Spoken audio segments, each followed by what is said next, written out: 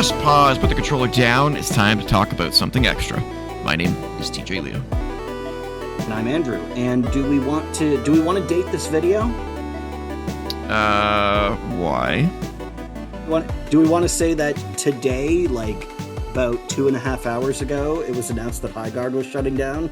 Oh, yeah, I saw that. We'll definitely talk about that on Press Pause a Gaming on the Podcast, next regular episode, yeah. which will be up before this episode. So. Yeah, that didn't take long, but like you said, It lasted longer than Concord, so there's that at least. Yep, which isn't saying much. But today we are finishing our top 50 6th generation games list. Part 1 is already up, so if you haven't gone and watched that yet, make sure you do that first as we go through the list of honorable mentions that didn't make the top 50. And then we do 50 through 26. And today we are doing 25 through 1. But before we get to that, we're going to talk about the games that can't make the list for me because I've never played them. Is this also going to take an hour like the honorable mentions did? Probably not, because I haven't played them, so I don't really have much to say. Of course. Yeah. This will more be about if you've played them and if I should have played them more than anything else. And the list is shorter as well, because I played a lot of that generation. But it's still substantial enough to warrant a segment. So let's kick things off. Games didn't cost $90 back then, so yeah, exactly. Also, there were still video stores where you could rent games. That was another big part of it. Yeah, you could rent shit. So yeah, exactly. All right. First game on the list of games that just never got to was Odin Sphere. I've been told this is a great game. I've heard this is really good as well, but I've also never played it. I've never seen it until I went to get footage for it, and it looks very much like Dragon's Crown. So I'm assuming it's by the same people. If it's not, it must be an ode to it because it looks exactly the same. Well, let me look that up. It might be. Yeah. It might be. So hit up Wikipedia here. Oh no, come on, fat fingers. I fucking hate typing on a touchscreen. But it's the only way to do this without you hearing me clacking away. I'll do it. Sorry. Dragon Crown was Vanillaware. Yeah. So who was Vanillaware? It's Vanillaware. So it's same people. Yeah. Okay. I had a feeling that probably was, because I mean that art style is undeniable. I do. It does look a lot like it. Yeah, and George Kamatani was the character artist and stuff, who was also the artist for Dragon's Crown. So yeah, 100%. Yeah. So I never played it, so not much to say about it. A game that you made me aware of that I never played, and probably wouldn't make the list, but because I like the original so much, maybe I may have, is Winback 2. Oh, yeah. I've also never played Winback 2. Yeah. This is the first time I've ever seen it. Today it was getting this footage for the show. It definitely looks like Winback, just better visuals. Yeah. But I loved Winback on N64, and maybe I would have loved this. I don't know. Maybe it's one of those ones I should go try. But it's still got that cover mechanic. No laser pointer though. I don't see. Well, he's not aiming yet. Okay. Oh, well, no laser pointer then. Yeah, he just pops out. I guess if you've got a crosshair, it's not really necessary. Yeah. So there's that. Another series I've never gear as fuck. Yeah, which makes sense because it's a Konami game. Another series I've never played is Onimusha. Yeah, I forget if I played a demo of one of these games or not. I feel like I did at some point. It's like Resident Evil Samurai game. Yeah. And balls hard apparently. Maybe I'm not going to go back and play them because I just don't have any interest. But the new one, maybe. New one, maybe. Yeah, maybe. We'll Man, even the herbs, it's the same. Yeah, it's very much the same. So there's that. Another game I've never played but heard a lot about is Zone of the Enders. Oh, oh man, I've played Zone of the Enders a little bit. I've only been like 2 or 3 levels deep. It's not bad. Zone of the Enders 2 is apparently like the really, really good one. Gotcha. Like that's apparently where the gameplay mechanics get really, really refined, and I haven't played that. Is it on PS2 as well? Yes. Okay, Yes, it is. gotcha. Yeah, But yeah, I have played Zone of the Enders. I will say the 3D anime look here, they hadn't quite figured out how to do that yet. So it is a little bit ugly, but like the robots look awesome. The robots have like really interesting designs. that robot that was In just those flying games. there looks a lot like a Digimon. It does kind of look like a Digimon, yeah. Yeah, Oh, what's its name? Jehuti. yeah, That's the name of it. yeah. Uh, But yeah, it's worth trying. okay. It's not quite the same as Armored Core. I mean, it's similar. It's a shooter with a robot, and Just you more fly anime. around, you boost around. Well, I mean, I would say it's about as maybe a little more anime. It's an interesting one. It's worth trying.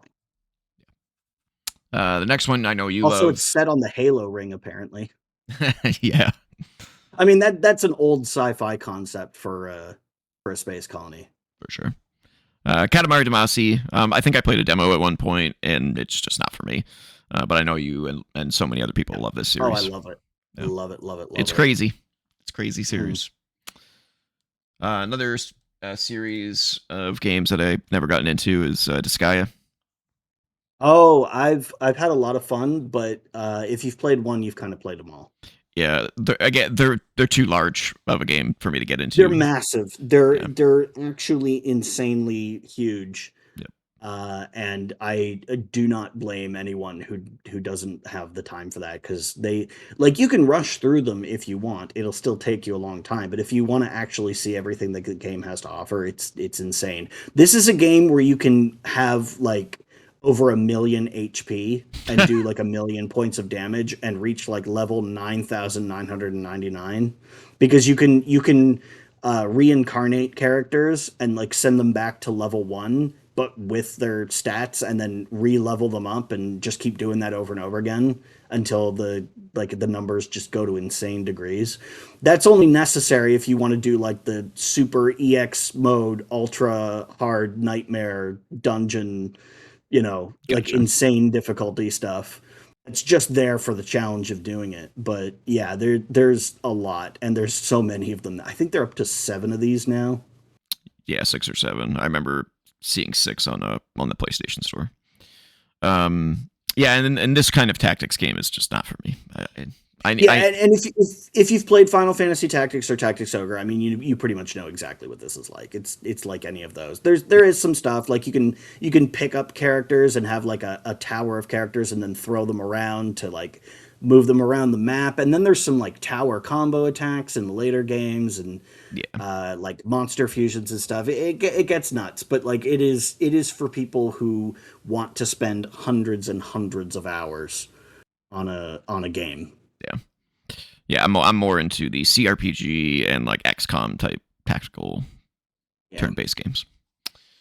There will be a lot of RPGs on this list Mhm. in the never played category because they're just even as a kid there just wasn't enough time to play all of these. There's so many. They're so long and there's so many of them. Here's another RPG that I never played that I was told was really good. Rogue Galaxy. Yeah, I've never played this one. Yeah, yeah. It looks good, but just never got It's around fine. to it. Yeah. Another RPG that I never played that I probably never will either is Star Ocean. Never played that series either, so Oh, okay. can't really comment on that either. It's fine. I've played Star Ocean 1 and 2. They're fine. They're Yeah, they're kind of actiony. They've got like random battles and stuff, but you actually like run around and hit stuff as you can see yeah. here. Kind of like Tales. Um, yeah. If you've played like Tales of Symphonia or something, it's fairly similar to that, Mhm. This next but one's without like the constant shouting of the attack names. thank God. This next one is a series that I hope to get into soon. It's Fatal Frame. Fatal Frame. Oh, okay. Yeah, yeah, yeah. Well, that like you said, there's that remake of 2 that's Yes. coming out. Yeah. I've played one of them. I don't even remember which one I've played. I think it was 2 that I played. Mm. But like it's Pokemon Snap with ghosts. I've been told Uh, that Shattered Memories, I think, is the best one. I think is the name of the that's a Silent Hill game. um hmm. But they're all like kind of the same thing. So you really only need to play one of them, and then if you like it, there's plenty more where that came from. And if you don't, well, you know that you're probably not going to be into any of the others. Yeah, it's not Shattered Memories. What the hell's the name of it? I don't know. If I heard it, I would know it. It's not the Tormented. Oh, Maiden of Blackwater, I think was what it. That's so different from Shattered Memories. Yeah, I I don't know don't know how you. why. I don't know how that happened. Don't know how that happened. But yeah, I'd love to play it, and I intend on playing it with this remake to see Mhm. if I can get into the series. This next one, I've been told is amazing, and that's X Men Legends, but never Oh played it. yeah, yeah, yeah, yeah. I've heard those games are really good. X-Men Legends and like Marvel Ultimate Alliance and Yeah, stuff. it's just the precursor, I think, to the Ultimate Yeah, Alliance I never series. played X-Men Legends. I forget. I think I played Marvel Ultimate Alliance 1, Yeah, maybe? I tried Ultimate Alliance, and I just thought it was kind of mindless. There's a several of them, and I know I've played one of them, but I Mhm. don't remember which one it is. Yeah, there's two Ultimate Alliance games, and there's two Legend X Men Legends games, and then there might be like a fifth offshoot of this thing, this Marvel thing. But yeah, I think I even have X Men Legends. I just never played it. I think I bought it after the fact because it was cheap or something like that. But I never played it. Okay, that's weird. Um, thanks YouTube. The next um video button is missing. Oh, delightful. Fucking YouTube, What if man. you drag the timeline over to the end of the video and just let it naturally go to the next one? Yep, that works. There you go. Brutal. Workarounds. So this is really dark, but it's a very dark game. This is Manhunt. Never played the Manhunt games. Oh yeah, I never played those either. I didn't really have any desire to. Heard about the controversy and was like, oh, that sounds Well, interesting. And it's not even about the controversy. It's like the game's mechanic is like, oh, let's make it as gory and violent as possible. I'm like, okay, but for what reason? Like, is it just gore for gore's sake? Because like I could just, you know, I just play Mortal Kombat and hmm, do a bunch of fatalities. Like give me a reason because otherwise it just kind of becomes noise. Like it's not special. what is taking him so It's long to take him out? yeah. Jesus. If it's not like if it's just if this is all it is and it's just like this all the time, then it's like well then it's not special when I do something like this, right? Right. Like with Tenchu, which is also a game where you sneak around and brutally murder people. There's a strategy to it, right? Like is it more advantageous to sneak past? And there's like you're not just killing people for I don't even remember what the fucking plot in Manhunt is, I think you're an but like escaped prisoner. I don't know.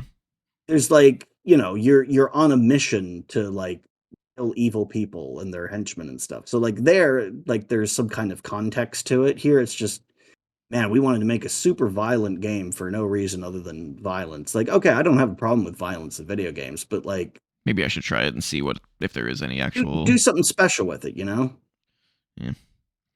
This next game you've played, I have not. Um, I've been told that it's style over substance, which is why I never played it. Oh, of course. Oh, is this Killer? Yeah, this Killer 7. Killer 7. Um, sort of, sort of. Sort of. Okay. Um, Is it just like every other it Suda 51 game where it's just like, it's unique? weird as Yeah. fuck. Yeah. Yeah. Yeah. Um, I probably wouldn't be into it then. I don't think I've liked any there. of his games. So here's the thing about this. This should have been a Wii game with motion like pointer controls because as a sort of like light gun style game it would have been great, but the way that it works is you stop, you go into first person mode, and then you drag the cursor around with the stick and shoot Ooh. people, which is like that would have been perfect for a more of a light gun style setup, like Right. for example what the Wii had, Right. Or the move. but that's not what it got released for. It got released for the GameCube. And obviously there's no way they could have known at the time No, no. that's what the Wii was going to be, Did they but like ever at make least a port of it to Wii? yeah, no, like because Oh, they did a number of what the hell's happening? of GameCube ports, the new play control stuff. Like they did that with Metroid Prime, and it worked great, Yeah, it was right? fantastic. Yeah. Motion controls worked great in Metroid Prime, so it's like maybe you should do it for Killer 7. And then they didn't. Yeah. Next up, I believe it is on PC now, so you could do it with mouse controls, but I mean, you know, it disappeared again. I feel like the moment has passed. But it is a really wacky, cool looking game, so it's got that going for it. I have no idea why the next and previous buttons have just keep disappearing. And one of the characters is a luchador wrestler who has grenade launchers. I don't see the connection between Oh, there. grenade launchers. Look, you did it. I could not possibly explain it adequately. Also, spoilers for anyone who hasn't finished Killer 7. That's one of the game's endings. Crazy. Miracle Double Dash. I like Double Dash. Yeah. I don't know how it's possible that I missed this game. It's very strange to me. I look back and I go, what facilitated me missing this? Because I had a GameCube. Yeah, it's very strange because it was very popular. Yeah. I don't know. I mean that. I don't know. I genuinely don't know. I wish I could come up with some sort of explanation as to how I missed it, because I've played every other Mario Kart, including the handhelds, but not this one. So maybe it's because of the top 10 games in this list. Maybe they just took my attention away. I don't know. Maybe. I don't even think I rented it. Nothing. It's weird. You got to play it sometime. I have it. I own it. Then fucking play it. What I are you know. waiting for? I don't know. Getting through my backlog.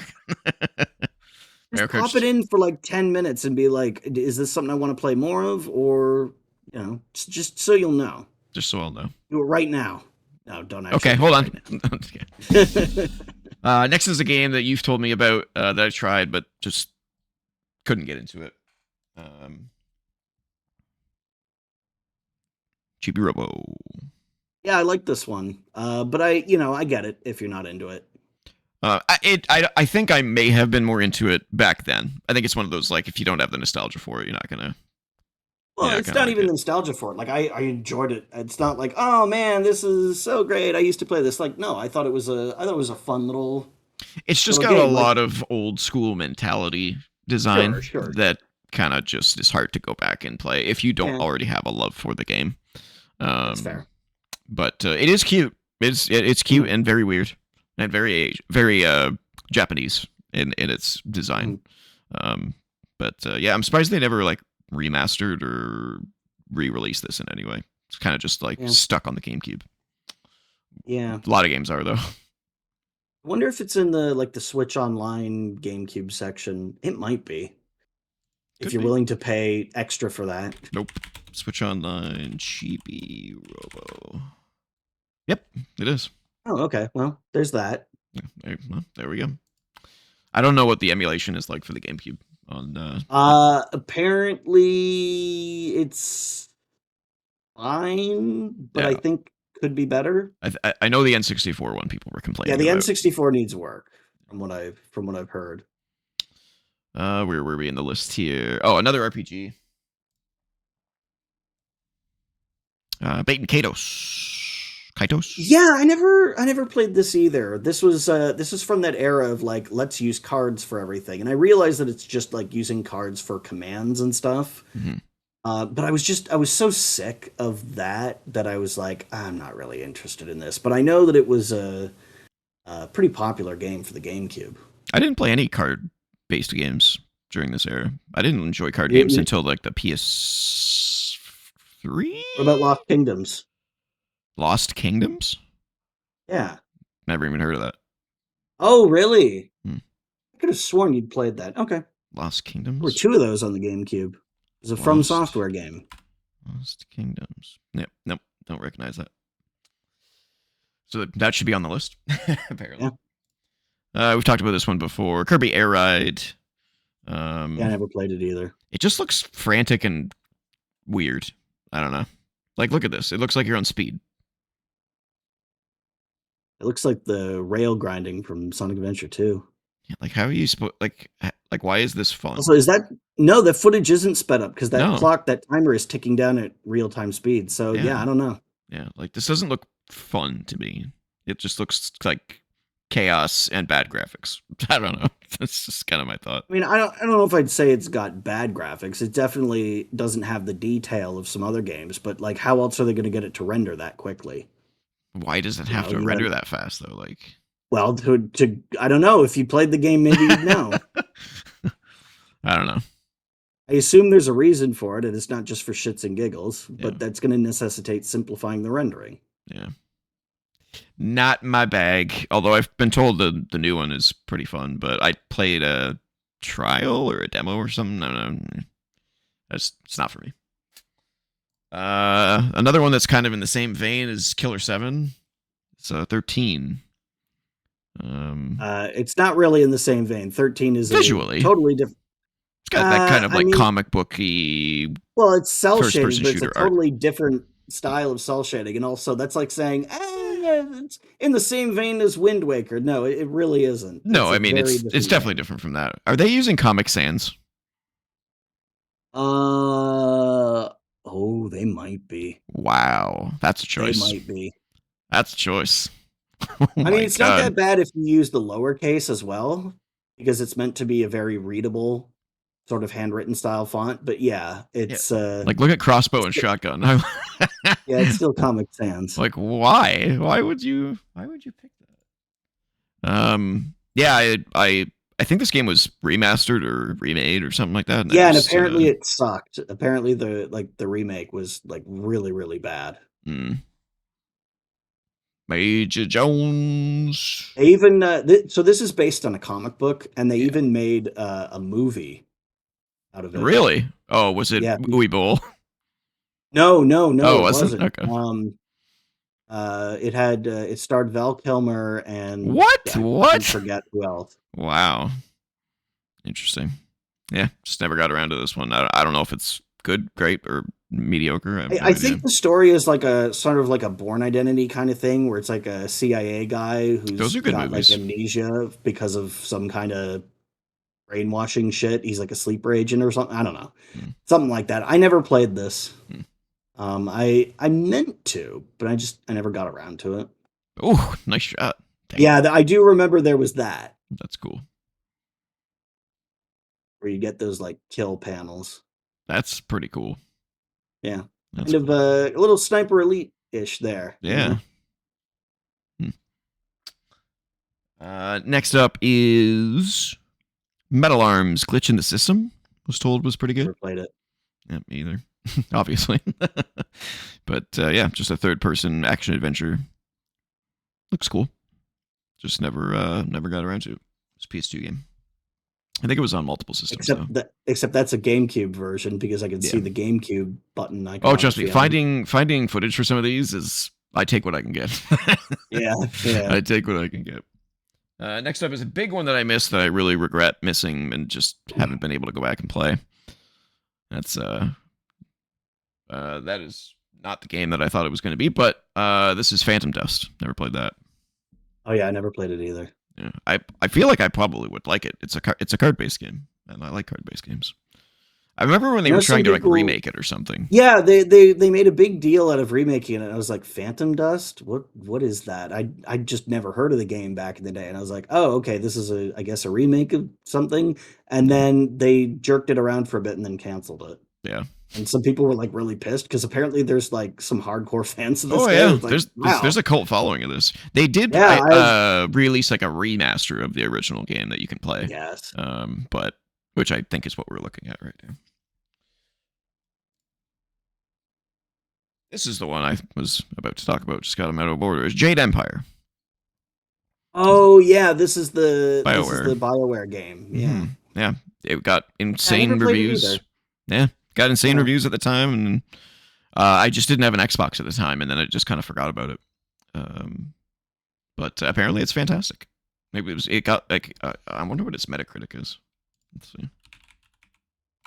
Yeah, I remember hearing this described as being like Asian mythology Knights of the Old Republic. Yeah, it's got an 89. So I mean, look at that. Look at that. That's straight up dialogue it's from Knights of the Old Republic. yeah, it's just KOTOR. It's KOTOR Asian. Yeah, for sure. Yeah. But apparently, it was great. We're getting to the bottom of this list now here. Voodoo Vince. I was told it was a great mascot platformer. I've never even heard of this. Yeah. I remember it. Just again, never. It was really hard to stand out as a mascot platformer back in that day. I guess if I've never even heard of it. Yeah. Just like Blinks. God. Yeah. But it was apparently pretty good. 2 of those games. Yeah, somehow. I don't know why.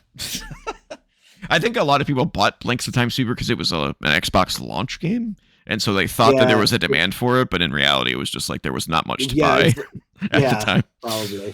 Yeah, kind of like Knack. Why Knack got a sequel? Yeah. Couple more. The Warriors apparently was really good. I've seen the movie, and the movie's really good. I have not seen the movie or played the game. You should watch it. It's a good movie. Yeah. They use like some audio footage from the movie, but have like in-engine footage, like recreating scenes from the movie. And I don't know if that's because they couldn't license the footage, but it's like you got the audio. Why not the video? Maybe they just didn't want to have like cutscenes intermingling with the gameplay. I mean, maybe, but like it was so weird hearing audio quality from a 70s movie in a PS2 game because it sounds kind of old because it's recorded on a film. It's not like pristine, high quality digital audio, so it felt really out of place seeing what was then modern 3D graphics with like 30-year-old sounding audio.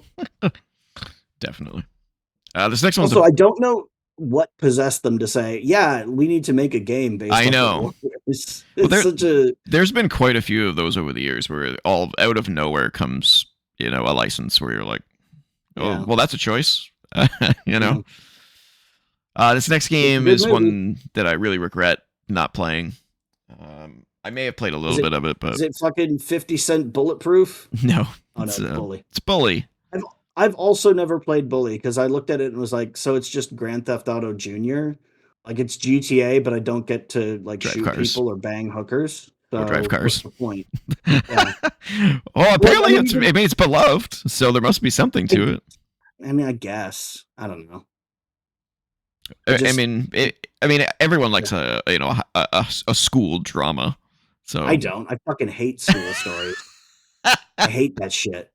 Okay, well then this game's not for you. Yeah, I remember. I think I played like a demo of it or something like that, and I was like, "This is cool," and then just so many other games, took my attention away. I would do different things in that school if the game let me. Do I want to know? No, I'm going to leave it at that. Oh my god, that's creepy. Man, this game's beautiful though. No, not what you're thinking of. I wouldn't do any. Like, I'm not saying that I would have a school shooting. I'm saying that I would be like, clarify. If it was like GTA and I could do whatever I want, I'd be like driving cars, like fucking ramping off shit in the school. I'd basically be treating it like a school in a Tony Hawk game. Yeah, I don't know why they didn't give him like a skateboard mechanic. That'd be just like a complete disregard for school property and just wrecking the place up. Yeah, I think it's more about him. It's more like a prison movie where there's like cliques and stuff like that. Yeah. It's all about like taking over, the social hierarchy. Anyway, and then finally a game that I think you like, but I don't remember, and I never played it. Is God Hand. Yeah. So it's always about IGN giving it a shit review. I always bring that up. Now I want to be clear. This game is by no means a masterpiece, but it's not a fucking 3 out of 10 like Mm, they gave it. mm. It's like it's fine. It's fine, but 3 makes it sound like it's complete horseshit, and it's definitely not. It's a weirdo game. It's a weirdo Um, game. yeah, oh, it's like one of Yeah. your special moves is to punch people in the balls. Um, Oh, it's by and Clover. it That makes explains it. it makes yeah, it's a clever game. It makes like those strength test things where you with the hammer, and if you hit it hard enough, it Yeah. hits the bell and goes ding. That yeah, ball buster. It Oh. makes the ding sound Well, this when you looks do it. fun. Yeah, it's a It's a fun beat 'em little up. beat 'em up. Yeah. Yeah. But it's like I mean, it's basic. This is what you're seeing here is the entire experience. This is Mm. the whole game from start to finish. It never really evolves or opens up in any way. It's just this, which is it's like a fun, mindless kind of beat 'em up game. I can see people not giving it a 10 out of 10. It's definitely not a 10 out of 10 game, but it's not a fucking 3. Well, I mean, Metacritic score is 73, which makes more sense to me. That's closer to what I would give it. I would say it's kind of like it's almost like the combat in Beautiful Joe, but what if it was in 3D 3D. instead of a side-scrolling game? I think the user score is a little inflated. It's got an 88. Oh yeah. That's people trying to counteract the low critical scores it got. It's not Dumb. that good, but like it's 70 is fine. All That's right. way more in line with what this game is. It's about the spectacle is Yeah. what it is. And it's a fun, neat little game that probably goes on for longer than it needs to. Fair. And also like visually is like kind of crap at some places. Like this area actually is one of the better looking ones, but there's some places that are like would have been embarrassing on the PS1 for how incredibly simplified they are. Yeah. All right, well, that's it for the never played section. So that means it's time to get into the top 25. And for this is going to be a first for us on this series. I made a Also, the guy who voices this character is also fucking Johnny Sasaki in Metal Gear Solid 4. You know the guy who shits himself? Oh my god. It's the same voice actor. So yeah, there's a first for this series, and that is that I made a mistake. There was a game in the top 25 that I got from a different generation, so I had to edit that because when I was pulling footage for the show, I was like, wait a minute, and I realized it was the wrong generation. So I removed it from the top 25, and I picked an honorable mention to move up to number 50 to push everything up. So I picked Fusion Frenzy. Fusion Frenzy is now at 50. So really we're doing a top 24, technically, because 25 is now a game that I mentioned last on the first episode, which is Lord of the Rings: The Third Age. Well, we're still getting 25 because now you're replacing number 50, but yeah. So we're starting with number 24, not 25 this time, and number 24 is a game I played the shit out of, Star Wars Battlefront. Yeah. 1 and 2 are absolutely fantastic.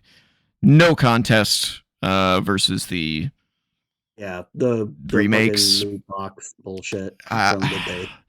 Even if you remove the the microtransaction bullshit from those games, they still don't hold a candle to these ones. They're gorgeous, don't get me wrong. Visually, they are amazing. Visually, of course. But from a gameplay standpoint, these are so much more fun. So much more fun.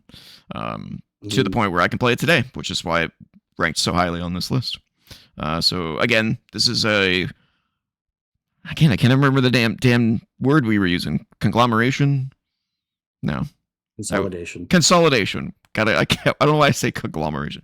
Consolidation of two games in one. So I mean, it both involves merging multiple things. So. Yeah. So that's 24. Number 23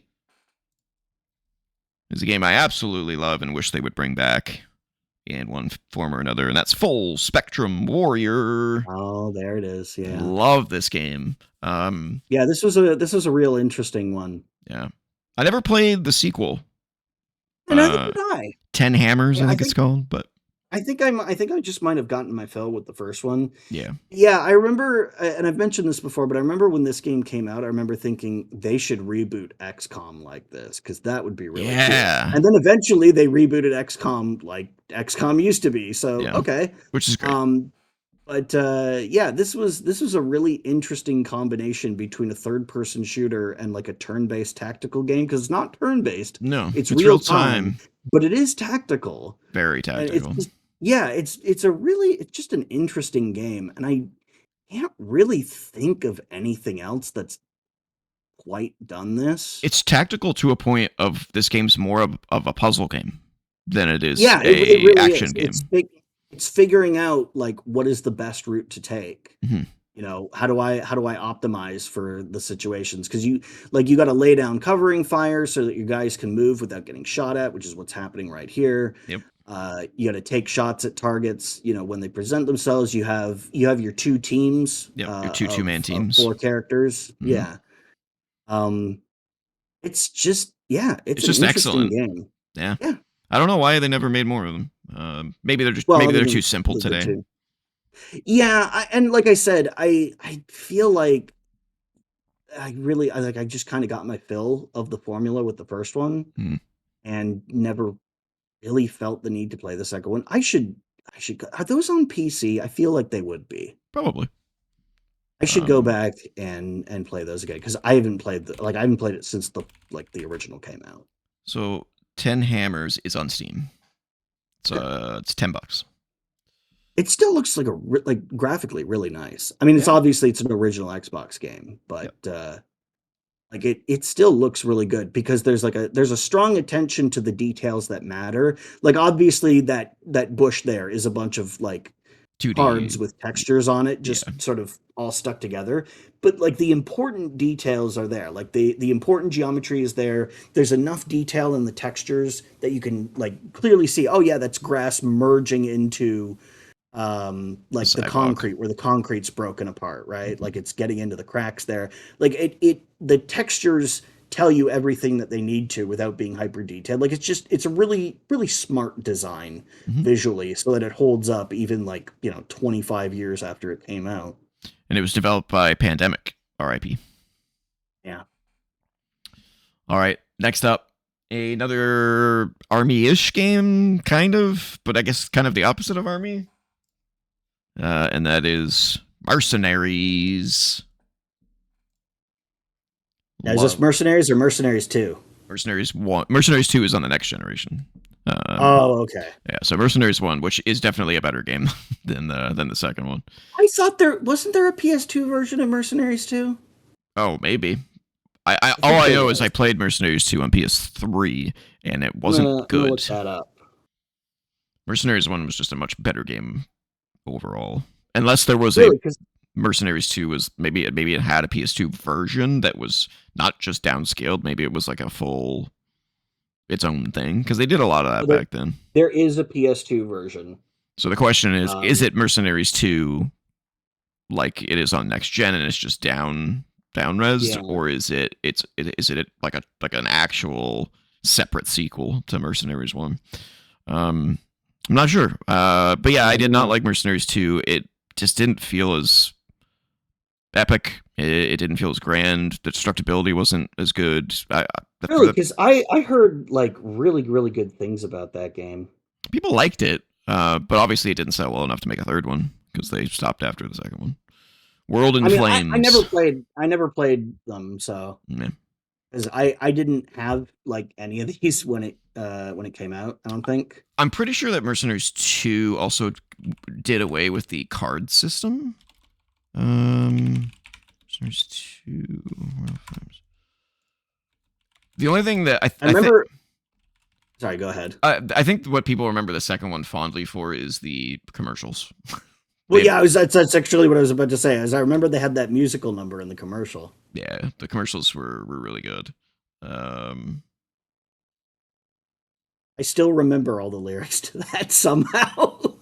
Yeah, I think the difference between the two is this was a little bit more serious I in guess. tone. The second game was a lot more comedy, slapstick, craziness. Well, yeah, with the "Oh no, you didn't. Oh Yeah. no, you you didn't. Oh no, you didn't. Oh no, you didn't. It's kind of like what they did with Far Didn't Cry. you? Oh no, you never paid me what you owe. Are we gonna get copyright struck for that? They get all operatic in the commercial. Yeah, Yeah. yeah. That's God. I apologize for singing. That's gonna sound terrible.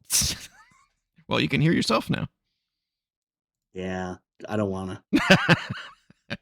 But yeah, it was great. The card system was what really sold me on this game, and the destructibility. But the card system was really cool. You were basically hunting down a bunch of people in the game that were all associated with cards. So you basically started with this deck of 52 cards and had to systematically delete them all. That's a thing that they did during the War on Terror. Was they had card decks issued to soldiers that had like Al Qaeda members, and the higher ranked ones went on the higher value cards, like the face cards and stuff. Yeah, so that's what that's a reference to. Yep. But yeah, it was a good game. Great game. I love this idea that this guy's just going to run out into the middle of the street and successfully take down the guy on a mounted turret. Like he wouldn't get torn to shreds. You know what's funny is Pandemic made this game too. Yeah, they did. Damn. R.I.P. Pandemic, man. All right, what's next? Let's see. That's a name for a studio that wouldn't have held up over the last few years. No, definitely not. You and I love this game. Brute Force. Oh, there it is. I knew it. Had to be on the list. So good. A game that I have no idea why there was no sequel, because it's fantastic. Yeah, that was really weird. It was a really good third-person shooter. Yep. Yeah, it was a co-op third-person shooter with 4 different characters, all with their own strengths and weaknesses. You know, you had this guy who was kind of balanced. You know, he had kind of this weird energy weapon, and he could charge and one-shot kill guys in melee range, and he had this like heat vision. Then you had like a sniper that could cloak and snipe. You had the guy with the chain gun, and then there was one other one. Oh, maybe the sniper wasn't the cloaker. There was a cloaker, I think, with like knives and shit. Yeah, and like the respawn mechanic in this game is part of the storyline because they have their brains stored in memory chips. Mm-hmm. And so when the body dies, they can just recover the chip and plug it into one of their clones, and then they're good to go again. Them. Yep. Yeah. And you could switch between all 4 characters when you play, because they're all there with you all the time, which is also pretty cool. Yeah, it was a great game. I don't know what happened or why it was never capitalized on. Who made Brute Force? I don't know off the top of my head. Let's see. Digital Anvil. Are they still around? Probably not, because I've never heard of them before. Digital Anvil. Oh, here. Based in Austin, Texas. They were acquired by MGS. Oh, Microsoft. Oh. Microsoft Game Studios. The owner admitted that his team required large sums of money to keep going, which only a huge company could provide, and the acquisition was completed. So, oh god, the successor is Cloud Imperium Games. Cloud Imperium. It's the Star Citizen people. Oh my god, what? Wow. Quit Star Citizen, make Brute Force. Yeah. You don't have to spend 20 years making that. No. All right, let's move on. Number 20 is a game that I'm surprised made it this high. Mario Sunshine. Super Mario Sunshine. It's definitely not my favorite Super Mario 3D game, especially given the absolutely terrible final boss battle. Oh my god. Don't get me started. It is one of the worst final bosses of all time. You fight fucking Bowser in a giant fucking jacuzzi. It's so stupid. And then you beat him. You can literally beat him within like 20 seconds. All you have to do is just go crack 2 of the things on the sides of the hot tub, and then he like gets flushed down the drain. It's so stupid. It's so stupid. It matches nothing of the rest of the game, because the rest of the game is actually pretty difficult for a Mario game, especially the levels where you don't have the jetpack. Yeah, those challenge levels. Yeah. And this game still looks really good. It's gorgeous. Yeah, it's gorgeous, man. And I think it was a launch GameCube game? No, it came out slightly after. No. That's right, Luigi's Mansion was. Yeah, this game was fantastic. Had a really cool, weird vacation storyline where Mario is like framed because of Bowser Jr. running around with that ink paintbrush. I thought that it was this was the era of Nintendo where they fucking like gave you a tutorial for every fucking thing. So it was kind of annoying because you had this stupid Jetstream talking to you half the time. It's like, shut up and just let me play. He's doing the he's doing the thing. He's doing the secret level right there. Yeah, like I can hear the music. It's just the acapella group doing it. So good. And you had to be good at this because there was no room for error on these. No. It's like you had to be on like Donkey Kong. Yeah, great game. Terrible ending, but great game. Oh yeah, these is this the one where it just starts moving as soon as you jump on it? Yeah. Oh fuck. Yeah. Well, not as soon as, but yeah. Within a second. Oh man. That always freaked the hell out of me. I'm like, no. Okay, I'm good. No. Okay, I'm good. All it takes is one wrong move. Oh, is this one where it flips him upside down? Oh no, that's in Galaxy. All right, let's move on. Number 19.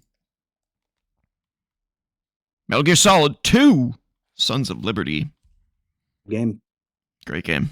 Yeah. I remember buying a game to play the demo. I don't remember. There was a game you could buy to play the demo, much like you could play the demo for Halo 2, I think. If you bought a game or something, I can't remember. But a great game. I mean, what is there to really say about it? Is it the best Metal Gear game? No, it's not. In my opinion, 5 is still the best game, even if it doesn't have an ending. It just kind of stops. It just kind of stops, yeah. But the gameplay in that game is unrivaled. Yeah, it's really good. Yeah. All right, next up is a game that I've never beat, but I absolutely love, and I wish I could beat it. But it's too fucking long. That's Okami. So good. Look at this art style. It still looks amazing today. Oh, yeah. Gorgeous. It's phenomenal, man. It is, in my opinion, the best 3D Zelda-like of all time. Nothing has rivaled it. Maybe Darksiders 2, but I'd still say Okami's better than Darksiders 2. And we're getting a sequel or a remake or something. We're not really sure yet because Clover's back, so we'll see what they do with it. But yeah, man, I cannot recommend this game higher to people. If you like the old school 3D Zelda games, you need to play this game. Just be ready for a lot of talking. There is a lot of talking. And a long intro that I've never... I've talked about that so many times. I don't need to go back into it. It is definitely the worst intro of all time. Not from a story standpoint, but from a gameplay standpoint. It would be so easy to fix if you could just hit the start button and skip it. Like, come on, folks. Yeah. It's not like it's there to mask a loading screen. No, it's just a what exposition Metroid Prime dump. 4 does? Metroid Prime 4 lets you skip the loading screens once the loading is done. If it loads faster than like it takes for that loading cinematic to play, that's cool. You can hit the button. You can hit the A button and skip the rest of it. Yeah. This was from an era where it just appreciate that. Didn't happen. Yeah. Can't do that in Zelda. So. No. All right, Okami. Next up, a game and series that we haven't seen in a long time, Splinter Cell. This is Chaos Theory specifically, but you could probably put any of them up there, really. But Splinter Cell's or Chaos Theory is probably the best one. People really like the Spy versus Mercs stuff and the co-op stuff, and it's kind of just the most refined version of the original Splinter Cell series. And then after that, we got Conviction, I think. Double Agent, which was kind of mixed in terms of its reception. And it also had 2 different versions for some reason. It had a Yeah. current gen version and a next gen version. This game suffered from the Ubisoft problem of, oh, something's a hit, we better pump them out like real fast. Yeah, yeah, Because they had a new Splinter Cell like every year and a half for a while. yeah. And Double Agent was and kind of where it fell apart. Yeah, that was where it was clear, guys, you're going through this way Too too quickly. quickly. Yeah. Yeah. And then they came back with Conviction, which I think is the best game in the series. And then they went too fast with Blacklist, which was the next one, which is good, but not as good as Conviction. And then now we haven't seen it in like a decade. Yeah, and Sam Fisher is just a special guest showing up in other stuff. Brutal. All right, that's Splinter Cell. Surprisingly, we have another Ubisoft game up next. One that is no longer getting a remake. Sands of Time. There it is. I was wondering when this was going to show up. Yeah. I think this must be the HD remaster that was for Wii or something like that, because this looks really fucking good. I mean, it could just be the game running at a higher resolution in an emulator or something. Could be. It does look widescreen, though. There's ways to do that. There's widescreen hacks. I don't know. This is... Oh, it's from the long play archive, and they usually play the original, but it doesn't specify. Is there a PC version? It's the PS3 version. I just read the description. Okay. So I didn't even know they did a PS3 version. So apparently they have. But yeah, I mean, it's an absolute classic masterpiece. Mm-hmm. Phenomenal. Just watching this makes me want to play the whole series. Maybe not the sequels. Yeah, I don't really care about Warrior Within or Two Thrones, but I would play this, and I would play the 2008 Prince of Persia that everyone hates. They're fantastic. Oh, and then would you play Crown. that one that they rushed out to capitalize on? Fuck no. Forgotten Sands. Forgotten Sands. Yeah, that was not good. I think I played a demo of it, and I was like, this feels really unnecessary. I played a few minutes of it, and the controls were not good, and I was like, oh well then. It was just shat out. You kind of need the controls to be good, guys. Yeah. Platforming game. Yeah, I want to play this now. Yeah. All right. They really struck gold with this game, and then kind of screwed it up. Yeah. Well, it's not the last Ubisoft game on the list, though. Or the last Ubisoft game to do that. No. It's kind of the story of that company. Yep. Is this fucking there it is, Beyond Good and Evil. Beyond Good and Evil 1. Another really good Zelda-like. It's not quite a Zelda-like, but it's kind of it was able to carve out its own genre, I think, because it's I don't think its own genre. It was definitely very Zelda-like. It is, but it doesn't have to be exactly the same as Zelda to still be like that. Okami was definitely more of like a direct Zelda ripoff than this one, though. Okami had the temples and the puzzles and the bosses. This was more of like a story-driven action adventure game with the camera feature being pretty prominent. But it was great. It was absolutely fantastic. It still looks good today. Like, this looks very, very pretty. You know what sucks? The PC version does not have controller support. Oh, that really sucks. You'd think that Ubisoft would have like gone back and done that, because they've done a bunch of updates. Really? Oh yeah, they just updated like Far Cry with a bunch of stuff. Strange. Yeah, if you think about it, Ubisoft's got shit all coming out, so in order to drum up support, they're going back and updating old games. It was so bizarre, because I have this on Steam, and it's like, oh, you got to play with mouse and keyboard. It's a game that's designed for a controller. That's really bad. yeah, it's really terrible. Like, obviously, for games from that era, like PC controller support was just not good in general, because there wasn't a standard like there is today. But like, there's nothing. Yeah, it is a fantastic game, though. Highly recommend it if you've never played it. It's great. And maybe one day we'll get the sequel. Or prequel, or who knows. Yeah. Whatever it is. I think that's the last Ubisoft game. I didn't even notice that 3 of them were in a row. That's really weird. But that's how it goes. All right, number 14 was a game that's been remade already. That's Resident Evil 4. Resident Evil 4. I mean, Resident Evil 4 being remade, I thought was a little strange, because it didn't really need it. totally unnecessary. Yeah, I mean, it was great. Don't get me wrong, and it Oh was yeah, I mean we have two versions of a fantastic game. yeah, I and guess there's nothing to complain about there, but no, it's it just like it is the I better could. version of the game too. To be fair, In a lot of ways, yeah. It yeah, control wise, it is definitely better because you can move around while you aim, which you couldn't do in this game, and that's kind of a big deal. yep, Um, and it looks amazing. I Oh yeah, obviously it looks better. I like the goofiness of this version, which is toned down a bit in the remake. Hmm. Um, I don't miss the but terrible escort mission from the original. They do have it in the remake, but it's yeah, much more manageable than it was mhm, in this one. But it's still a fantastic game, classic, mhm. and it Yeah, you set the really can't tone go for a wrong lot with of Resident Evil 4. no, yeah, it set the tone for action games to come after it, and There's no bad version of this game, which no, is amazing. Like even the mobile version, which is massively cut down, is like still fine. mhm, It's not as good as the real thing, no, but it's like fine. Like it's way better than I would have expected a mobile Resident Evil game to be. and people loved the Wii version too. So Yeah, the Wii version makes it super easy because the aiming is a unsteadiness lot of his better. aim Hmm. is just replaced with your arm's unsteadiness. So if you've got a really steady hand, Yep, you could just like snipe people with the pistol from a mile away. yep, great game, fantastic game. All right, this next one I know you don't like, but it's my favorite in the series, and it got a remake recently, ironically.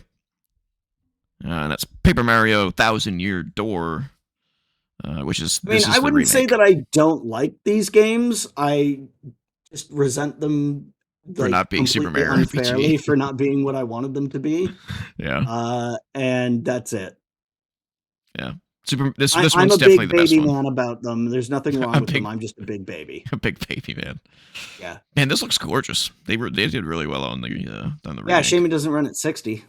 Yeah, that's a little strange, but I guess it doesn't need to. It's just a I mean, it art. doesn't need to technically, although it does make timed hits a little more difficult True. What because you was don't the have original 60? the original was 60. Oh, that's just inexcusable then. Oh man, Yeah. it looks so good though. It looks super nice, but like why couldn't they get this to run at 60? Because the Switch is a piece of shit. And maybe they should have waited for Switch 2. Yeah. Maybe who knows? Maybe there'll be a Switch 2 edition that introduces 60 Oh, probably. FPS. Oh, But you have to probably. pay $10 to upgrade to. Yeah. Oh, probably. I fucking hate that. Like I really feel like that kind of shit should just be Yeah, if it's just a I gotta 60 talk about that frames per before. second patch, then like Yeah. just it should be free. Yeah. But I mean like with Switch 2, they've done some like really impressive stuff. Like I'm pretty sure RE9 runs at 60 FPS Looks on great Switch on 2. Switch too. Yeah. Yeah, and obviously it doesn't look as good as like No. running it on PS5 Pro, No. but nobody's expecting it to. But fucking nobody was expecting it to run at 60 FPS. It does run at a really low resolution and gets DLSS'd up Mm. to a higher res, but like it's still like because DLSS works so well, it still looks decent. According to Old School Legend, Requiem runs at 60 frames per second, 4K 60 frames per second, 4K with ray tracing on PS5 Pro, which is crazy. I believe it does. That must be the first game to do so because, good lord, Well, I don't know if it's native or if it's their like upscaling PlayStation PSSR, super resolution. It's probably, probably, yeah. their upscaling. Which is fine with me as long as it doesn't have Yeah, that honestly, stupid upscaling artifacting I hate. yeah, the like the bespoke upscaling systems are pretty good. DLSS is still the best, but like the PlayStation one, from what I've seen at least, looks pretty good. And I'm sure we'll see a lot more of it on the next gen. If that happens. Yeah. Oh, it'll happen. Just a matter of how long do we have to wait. Yeah, will it? I don't know. I'm not confident anymore. Well, you think they're just going to be like no more PlayStations? I don't think so, buddy. Well, I don't know about that. I just I just confidence in both Xbox and PlayStation is kind of low right now. PlayStation's doing great. What are they up to? 90 million consoles Oh, sold? well, you mean great that they shut down Blue Point like a week and a half ago? That doesn't mean they're 2 weeks ago? going anywhere, though. They're not going anywhere. Yeah, but it's just a sign of like shit's going bad. If shit was going well, they wouldn't shut down studios, would they?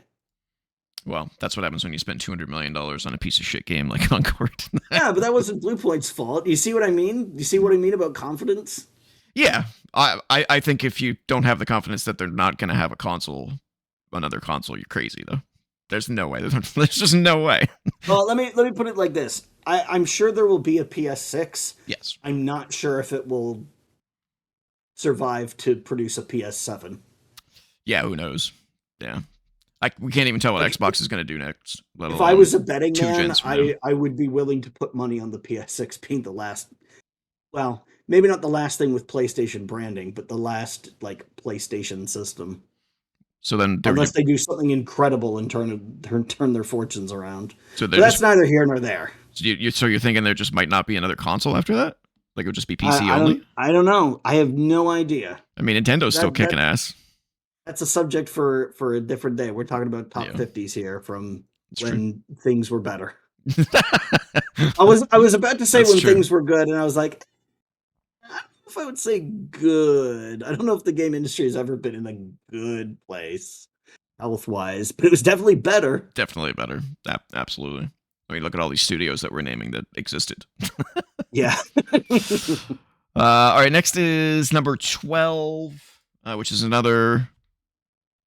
I'm just going to go with conglomeration, and that's God of War 1 and 2, which are absolutely fantastic games. Again, for those of you who pooped on me for my rant about the remake trilogy, it's not because the games are bad, it's because Santa Monica should be doing something else. That's completely unnecessary. Yeah. So I played God of War 1 and 2, and I was like, yeah, okay, that was fun. And then I played 2, and I was like, this is just more of the same, but with like a really shitty attempt at doing like time stuff, like Prince of Persia. Oh God, I don't even remember that. Which is okay. Like I said, like sometimes we talked about this just recently, which is sometimes a game doesn't need to be a complete reinvention. Sometimes it just needs to be more of the same. If more of the same means more of something that's really good. But part of the problem is that probably because I didn't get my PS2 until late, so I basically played God of War 1 and 2 like almost back to back. So didn't have enough space between them. Yeah, didn't have enough space between them. But it just like because I had just had my fill of God of War 1, I just felt like I played this, and I mean that's fine and all, but I just played a whole bunch of this. I need something different. 2 is the better game, but they're both fantastic. I think God of War 2 was the last game to release on PS2, if I'm not mistaken. No, they kept making PS2 games forever. From first party, I mean. Oh, from first party, maybe. Yeah. I don't know. But like, I mean, EA kept putting out like EA sports titles. I'm pretty sure throughout the PS3 era. I'm pretty sure this came out when PS3 was out, or like the day of, or something like that. Because I remember it being a swan song for some reason. It was pretty close. It was pretty close. March 13th, 2007. Oh, that is later than I thought. Yeah. PS3 release date.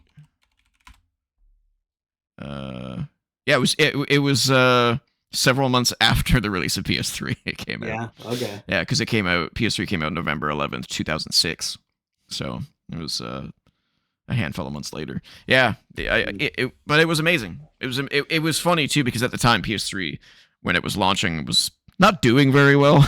No, to put it mildly. So when like people looked back at the PS2 and went, "Oh, you released a new game on PS2 and it's amazing." Oh. Yeah. Could you do something with PS3?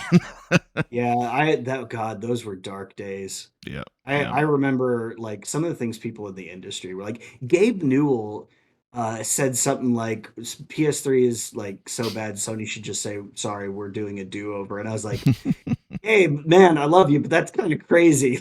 Like I know the PS3 may not be the system you're hoping for, but damn, dude.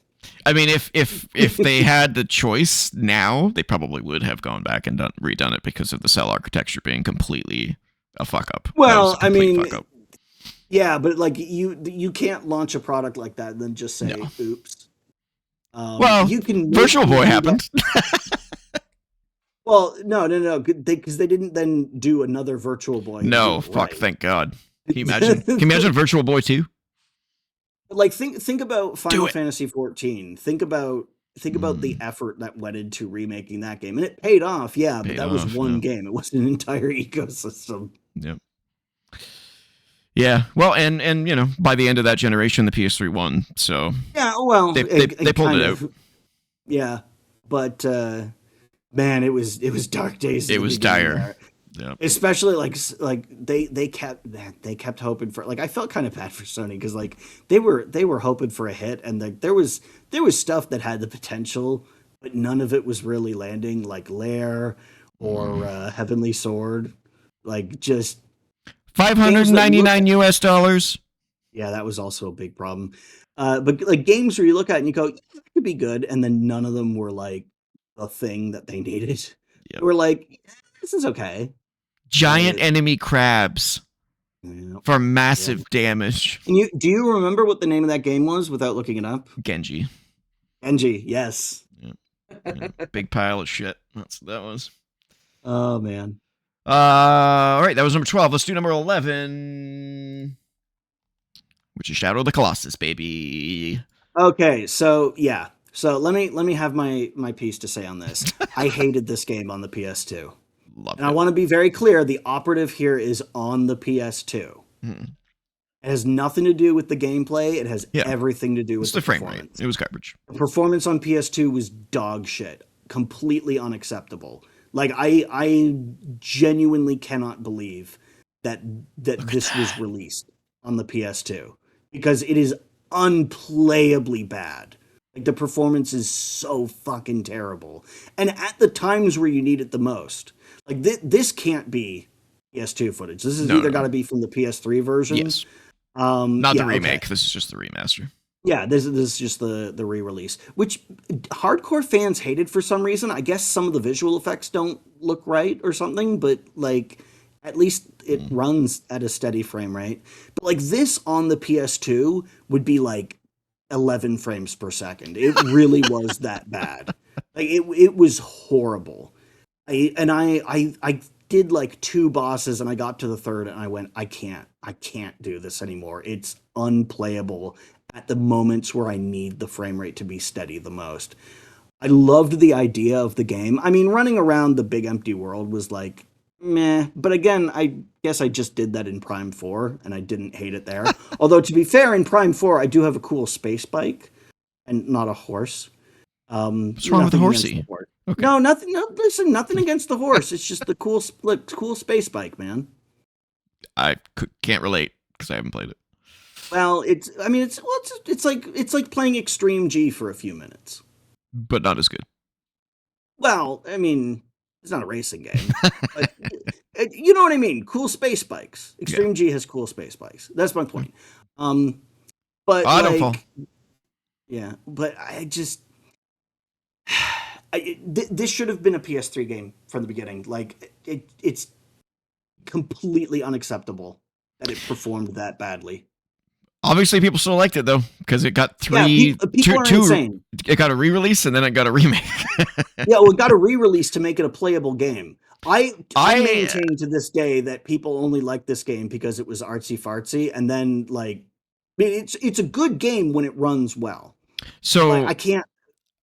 for me, the bad frame rate made it more epic because it felt slow. Because it was like No, listen. There's a difference between slow and slideshow. Oh no, I can. Well, There were times where it was like slow, and you're like, oh, it's kind of like cool movie slow down. And then there were times where it's like, oh no, this is just choppy and like I can't control what I'm doing because I don't have enough like feedback of what's going on between the two frames that I got. I can Like understand that. my dude moved like 5 feet because the frames are taking so long to update. I'm just getting a fucking slideshow. You would not like Last Guardian. Don't play that game. It was unforgivable. It was completely unforgivable. Oh no, he fell. Son of a bitch. They never should have fucking released that on the PS2. Unforgivable. But on the PS3, it runs great. It does. It does. I like all versions of the game, although the PS3 version I felt was, I don't want to say unnecessary because they ended up doing a remake, which also felt kind of unnecessary. Well, I mean, the remake is gorgeous. Oh yeah, it is. It is I mean, absolutely this beautiful. I will say this game is gorgeous, and that's part of the Mhm. problem is because it is so visually demanding. It Yeah, is one of the best looking PS2 games by far. It for doesn't look sure. like a PS2 game. No, This it this doesn't. looks like an Xbox game with how much it's doing. Like look at that fucking fog. Yeah, and the So draw good. distance was huge too And for draw distance PS2. is crazy huge. Yeah, But it's on hardware that just was not capable of I doing think it. this might be the PS3 version because it's a little sluggish still. And I don't remember the PS3 version. Like, look at that. It's a little framey. This might be the PS2 version. I Oh, don't the know. frame rate isn't perfect on the PS3 version, but it's like it's playable. Hmm. Great game I though. don't Love it. remember if the PS3 version runs at 60 or 30. That I don't know. Yeah. The only thing that ever bugged me about this game is that it feels like there's more secrets than there actually is. Yeah. You know, you end up wandering around and you're like, you see things that are like hinting at things, and then there Yeah, like, just isn't oh, what's answers. there? Oh, and it's just nothing. It's just cool architecture that's awesome, like Hmm. visually designed to stupendous levels of detail, but there's not actually anything there, just Yeah. cool scenery. Well, Which, like, for me, I'm kind of like, I mean, I do love to explore in games, yeah. but this game is really empty aside Yeah, from the boss it fights. is. Or if you want to go stomping lizards for a few hours. Maybe that's why Blue Point wanted to do a, a reimagining of Shadow of the Colossus so that it had more substance in the world. Um, I mean, but we'll never know. I understand why it's like that. It's to demonstrate that this is a truly abandoned kingdom Yeah. with nothing left in it. But like, it also has to be a fun game to play, and it is fun when you're fighting the colossuses. But Yes. when you're traversing, it's like kind of taking a while to get there. Yeah. I think the reason that they put that in there is because if you just like instantly went from boss to boss, the game would Oh, be it'd just be like a boss rush mode. it'd be Yeah, like an hour long. yeah, yeah. So and plus you need downtime for those spectacles You to do, be, you you do. know, a big deal. So, you know, yeah, I love it. And I Maybe love not that. quite time that is that down, No, but like no. yeah, I get it. I get it. And I love how each Colossus is so different from one another. Like this Oh, is they're my favorite totally boss different. for sure. Yeah, But you have to I think is this the second or third one? third or fourth, man. I think this is the one that I gave up on because it was like So it was just framey. performing so badly. Yeah, when Yeah. you're up in the air, it's really tough. Yeah. The one of my other favorites is there's an underwater one where Oh he'll yeah, there like is, isn't dive there? in. You have to hold on while while he's underwater, and then when he comes up on from the water, then you can start moving around and stabbing him. It's what a phenomenal title. It's so good. This game is gorgeous and it's nice when it runs well. Yeah, look at It's just that. yeah, and the thing is, like that fur effect is a really, really primitive effect. That's the same effect that they use for like Fox's fur in Star Fox Adventures, Conqueror's where bad for a day. yeah, it's literally it's just the same polygon repeated over and over. Like it's just several layers with the same texture slightly offset. But it looks And great. it works so well. Yeah, it looks amazing. It almost makes you angry that such a simple trick actually is so effective. Well, that's how LucasArts, made their money in movies was making simple things look amazing by doing simple things, I should say. Yeah, I could gush about this game all day. I love it. Next up, Play the PS3 or play a PS4 version. Do not play the PS2 version. yeah, play the remake. Although It's the maybe best if you version. emulate the PS2 version and like crank the virtual CPU, maybe that solves the problem. I should try that sometime. Let's see. Yeah, Overclock my virtual PS2. yeah, I just confirmed this is the PS3. Okay, we're in the top 10. Starting with another conglomeration, Metroid Prime 1 and 2. Mostly 1, Really? but both of them. 2? Um, Ooh, I feel hard to like disagree. I can't include 2 without 1. 1's amazing, and 2's not as good, but they're still both fucking Metroid Prime. So they're still really fun. Well, I will have so yeah, okay, so this episode is not coming out until after our next regular episode. So this is going to throw off all of the continuity and everything. I will be talking about Prime 4 cuz I finished it, which by the time you hear this I will have already talked about it because that episode will go. But I'm saying to you now in the actual real-time chronology of recording things, I will have things to say about Prime 2 and they talk about Prime 4. As for me, I like this would be my number one. The Prime Wow, 1 would be my number one that's at this crazy. generation, like easily, easily, easily, Yeah, it's a easily. great game. And that's saying a lot because there were a lot of good games this generation. Metroid Prime 1 is like it's like Chrono Trigger, man. It's a once in a career like jewel. It is the crown jewel. I wouldn't put it that Um, high, obviously, you're insane. but it's great. It's great. It's in the Or top maybe I'm 10. insane. It's in the top 10. It's still great. It's in the top 10, but I absolutely fucking adore this game.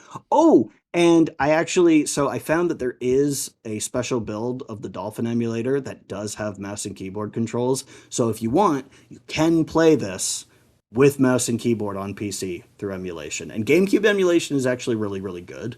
So it works super well. I have the Wii trilogy, so I'd just I put it have there. that, and I also have the remastered version on Switch, which is Yep, me too. really nice. I actually, because I did test out that emulator, and I was like, this looks more different from the Switch version than I thought it did. And I looked up a video comparing them, and I was like, oh fuck, I'd forgotten like how much they actually upgraded stuff for the remaster. Yeah, the remaster is more of a remake than a remaster. It's really It good. is visually speaking, yeah, because this isn't like Halo Anniversary where the models are nicer, but like ultimately the geometry is still very much the same shape. Yeah, it was just a lot of Because upresing. yeah, because you can't change that because if you dramatically change the shape of something that you're standing on and then you change back to the old renderer, which you can do in Halo Anniversary, and then you like fall through the floor because the collision is different because it's a totally different model. So they were really constrained by that. They're kind of constrained by that for Metroid Prime, but because you can't stand on as much as the environment as you can in Halo, where you can stand on like anything if you can reach it, Mhm. um, they're able to get a little more freeform with some of the environmental redesign. It still has to have the same overall shape, and the platforms have to be in the same places. They were allowed to freestyle a little bit, and oh my god, seeing them side by side, which I'd never actually done before, Oh, was like, oh dude, yeah, fuck. yeah. They put a I lot of knew effort into that. I knew that the remaster looked better, but fuck me, I never actually looked at them side by side until now to appreciate just how much better. Oh yeah, Wow. yep. But the remake does not have the dynamic lights from the shots, which is unfortunate I think it because does. that no, it doesn't. It does not. I'm pretty sure that it does. No, it Not does not. not the same ones. You're talking about the reflection in the helmet, right? No, not the reflections where it lights the environment as it flies through. Like Like, you can see how when she shoots, it mhm. lights up the environment. That's not in the remaster. The stuff on the visor, yes, that is there. But like you see how the morph ball is lighting up the surroundings? That's also not in the remaster. Why would they not have that? Oh, because it's a Switch My game. only guess is that it's some kind of technical limitation with per pixel lighting, which is way more demanding than like the vertex lighting on the GameCube. Yeah, Is so it's you're no longer calculating lighting like per polygon surface, you're calculating it per pixel on the screen, which is way more detailed, but also way more demanding. And I actually don't know if the Switch does like vertex lighting. Like that's such an old tech that it might not just this is might not be another a one that thing. kind of baffles me because I'm like, if you can't do those things, why didn't you just wait 2 years and then the remastered could come out on Switch too? Like, Yeah, I don't know because like you might think, oh well, the lighting of the environment from the shots isn't critical, but like look at what we just saw. yeah, it looks Look at how amazing. atmospheric that is, Yeah. and it also helpful in the dark areas before you get the thermal visor. Like it really is the cherry on the cake here. I mean, I know why they Uh, put it on Switch was because the last couple of years of the Switch had like nothing. yeah, yeah, They needed to fill and time. yeah, But but I mean, who knows? Maybe they'll do a Switch 2 edition that I have to pay $10 to upgrade to. But I will say this: if they did a Switch 2 edition and they like added mouse controls to Metroid Prime Remastered, mm, I might be tempted to do it mm, because that would be like having now played a little bit of Metroid Prime with mouse controls. it's a big That'd be benefit. tempting. Yeah. It'd be tempting. Well, prepare your butt to be tempted. I can't Yeah. imagine them not doing that. I actually do hope that they do. I mean, as much as I said I refuse to pay for that shit, I would 100% go back on my word if they did like a really good Switch 2 edition of Metroid Prime Remastered. All right, number 9 is a series that's dead now, but it was great at the time. That's Def Jam. Def Jam. And this is Def Jam Fight for New York specifically, which is the better one of the pair of games that came out in that generation. What a weird game. Weird game. Bunch of rappers and wrestling mixed together. It's very strange. But also one of the most entertaining fighting / wrestling games I've ever played. Isn't this another Aki Engine wrestling game? I don't know. Where it has like the spirit meter, like in No Mercy. Does Def Pretty sure Jam it is. use the Aki engine?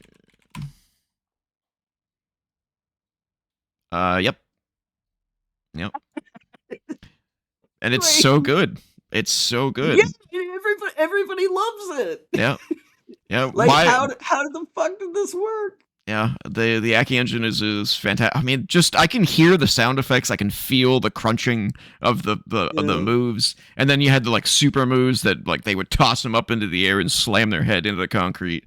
Like it was just so over the top, and I love the excellent. idea of fucking Ice-T doing this shit. I mean, obviously this game came out like 20 years ago, but like I'm thinking of Ice-T as he exists today. Yeah, old man, like, old man Ice-T. Yeah, Exhibit. Ice-T. Yeah. A lot of these guys are like super old now. Yeah. But yeah, this game was amazing, and you know, and it had a story mode that was actually really good. You created your own character and like went up the ranks and like it was really good. It had no right. Exactly. It's so strange how sometimes things that sound like they're complete, they should be complete super move. garbage, turn out to be like somehow really good. Oh, T-Bone. Oh, that's gotta hurt. That's gotta hurt. Say goodbye to your nether regions. Oh, say goodbye to them again. Damn. I think he's just trying to avoid getting the finisher. Oh, there it is right there. Boom, boom, boom, boom. Oh my god, that game's so good. And then, for some stupid reason, they tried to change it into a one-on-one fighting game with music, beats, and shit. I mean, the music thing kind of makes sense. Yeah, but like the first 2 games were just like beat 'em up brawlers with licensed music, and then all of a sudden they're like, yeah, let's do a one-on-one fighting game where you're fighting to the beat of the music, and it absolutely sucked. And then Lil Jon fighting whoever. And then the series died. Somebody from the Wu-Tang Clan. Yeah, I mean, this series would building. This series would kill today. In the background. Yeah, I don't get it. I mean, maybe. I mean, with the amount of popular hip hop today, hip hop's mainstream now. So it's like, I mean, hip hop's been mainstream for a while. How the fuck do you think this game got made? I mean, it is, but like, you turn on Much Music at the time, you didn't see any of this usually. You saw like Eminem, you saw some top guys, right? But like, you'd never see Redman or Redman on their Prodigy. Redman and Method Man were pretty popular. Whatever happened to Much Music? They got like movie deals and stuff. Yeah. Just bring it back. Anyway. Who made this game? Was it EA? I forget. Def Jam developer. Well, of course, it was developed by Aki. Well, yeah, I mean, and EA Canada at the time. Wow, that's okay. And then it just got shut down the toilet. Thanks, EA. Yeah. All right, next up. It is indeed Tricky. It's Tricky. Yeah, there it is. Yeah. There it is. We talked about snowboarding, and Tricky was bound to come up eventually. Mm-hmm. The best snowboarding game of all time, bar none. It's Road Rash meets snowboarding. It shouldn't work, but it does. It does. Well, there's no punching people off snowboards, which would actually make this game even cooler. Now that I think about it. No, but you can punch people in this game. You can smack them around. Oh, I never did that. Was it SSX Tricky or it was one of the SSX games where you could like backhand people as you're going down. Maybe. Fucking forget which one it was. There was a lot of them. There was SSX, SSX Tricky, SSX 3, and then the remake SSX on the next generation. I don't know. But Tricky was definitely the And then best there was one. Arcadia of My Youth, SSX. You're not going to get that. That's an anime joke. It's fine. Don't worry about I it. won't worry about it. SSX 3, I think a lot of I people couldn't like the possibly best. explain it to you. It would take too Don't long. bother. We're not here for that long. SSX 3, I think a lot of people like more, but I like Tricky better. It's snowboarding arcade perfection. And once again, EA Sports Berg. Big. What, like, why did that go away, man? Didn't the characters like trash talk each other after races in this game? Maybe. It's been a long time. Fucking forget. It's been a long time. I played one of these games. I can't remember. It wasn't the first one. It was either Tricky or Three. That I played a bunch of. And I know I played Tricky with you. Yeah. I played a bunch of another one on my own.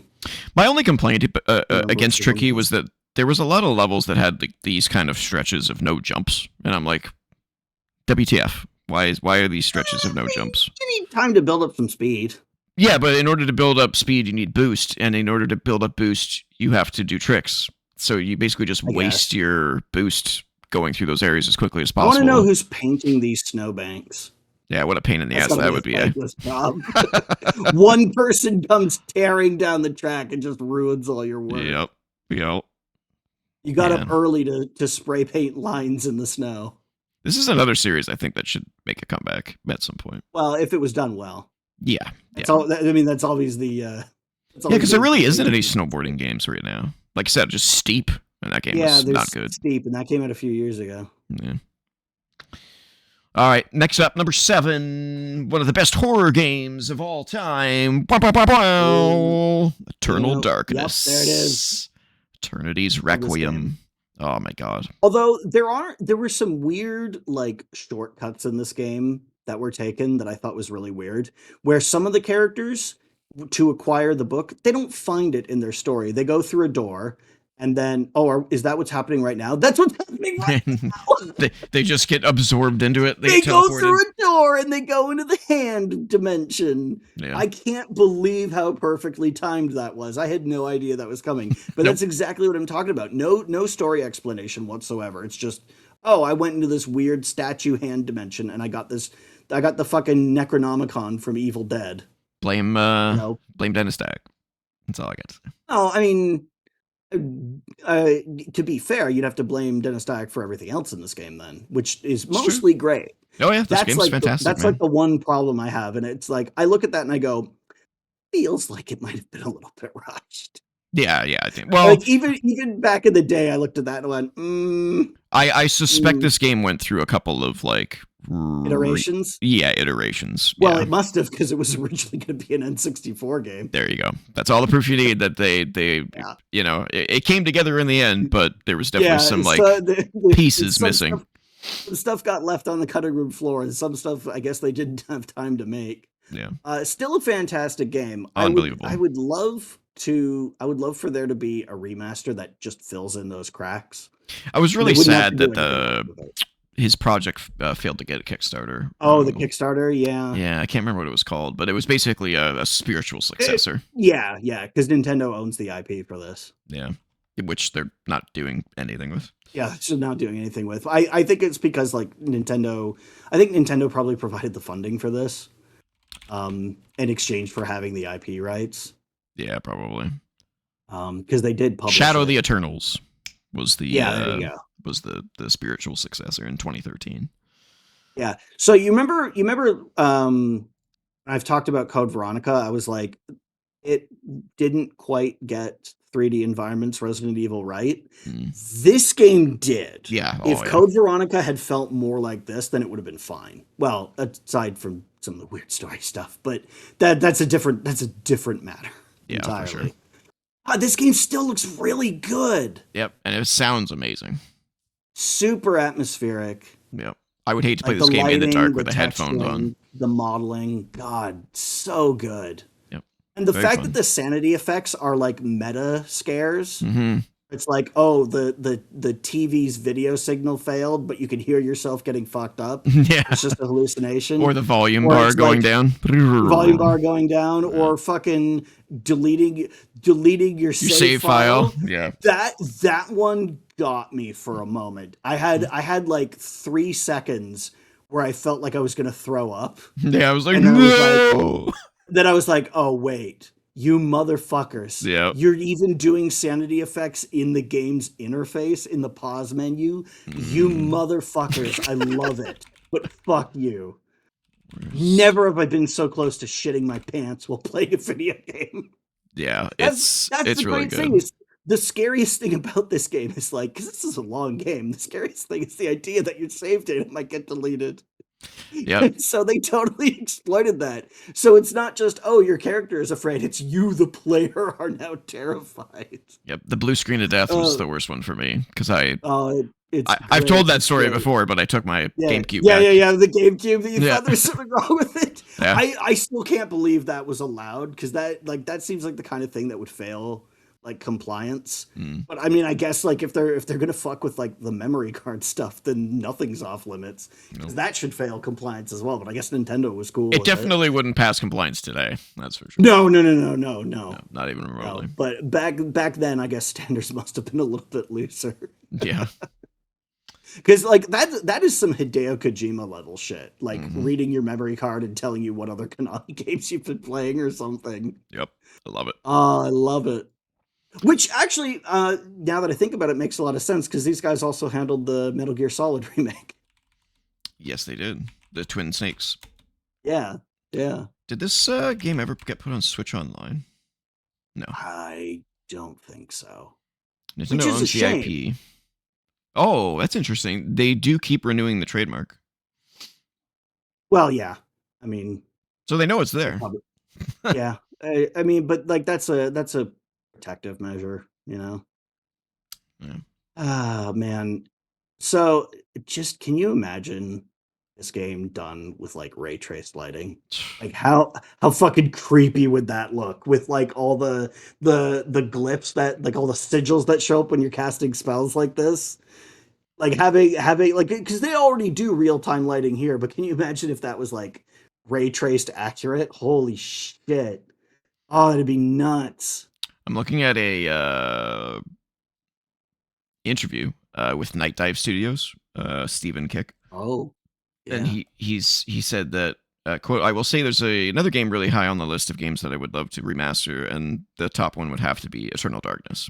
It's kind of Yeah. been locked behind the GameCube Nintendo wall all this time, and it's something I would personally hope to see get re-released, as well as No One Lives Forever from Monolith. Yeah, so the No One Lives Forever situation, we've talked about that, but Yeah. like the rights for that are tied up in a bunch of different places, and that's why But this it's one's been free. so difficult. Just take it.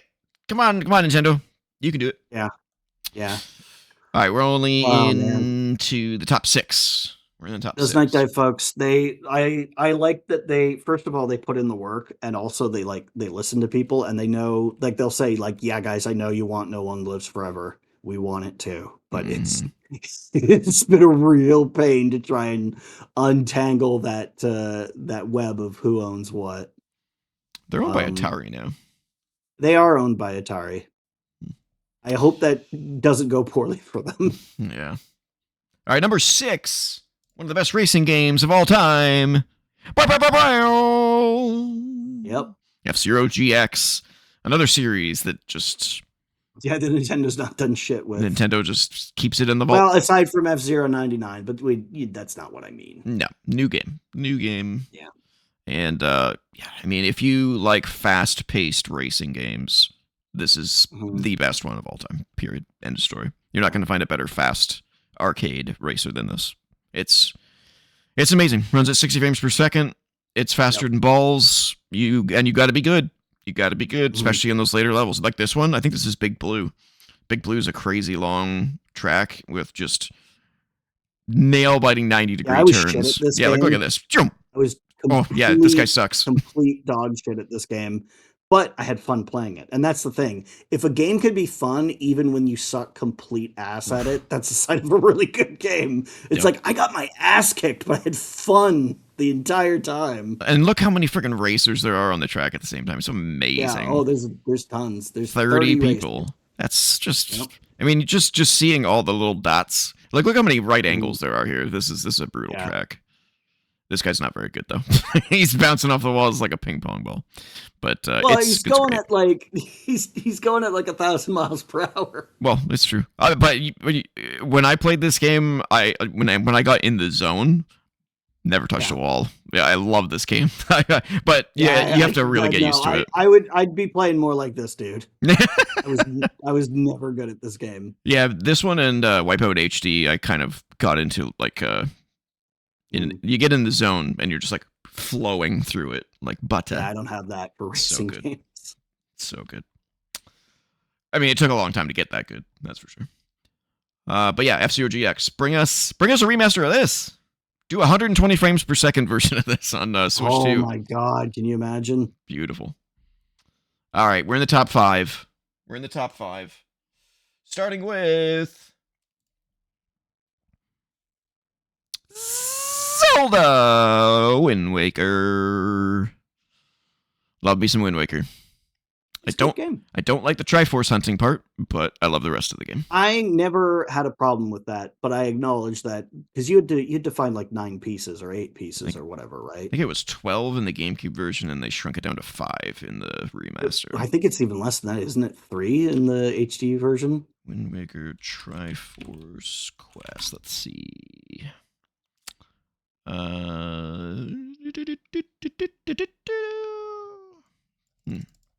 Okay. How many Triforce pieces do So I was pretty sure it was 8 or 9 in reference to the number of dungeons in the original Zelda. So it says 8. Yeah, okay. Because that's how many pieces you collect in the original Zelda, and then you go to Dungeon 9 and you fight Ganon. And what is it in the remaster? I'm pretty sure it's 3 in the HD version.